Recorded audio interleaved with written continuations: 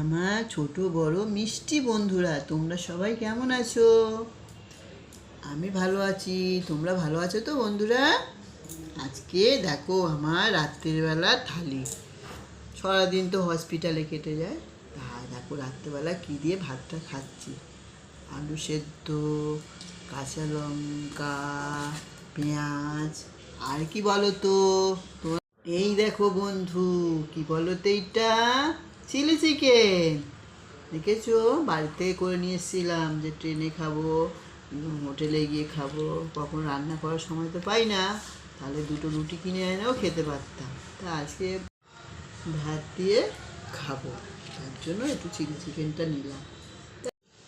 জানো বন্ধুরা, আমি ভাতটা মেখে দেবো, আর তোমার দাদা কি করে বলো তো, বাটি করে চামচে করে খাবে। ওর এটা আবদার, মেখে দিলেও ভালোবাসে খেতে। দেখেছো, আলুটাও শক্ত, সেদ্ধ হয়নি। তাহলে চলো, তোমরা কে কে খাবে চটপট করে চলে এসো, অনেক রাত হয়েছে। চিলি চিকেন খেতে তো অনেকেই ভালোবাসে। চলে এসো তাড়াতাড়ি, একসঙ্গে খাওয়া হবে।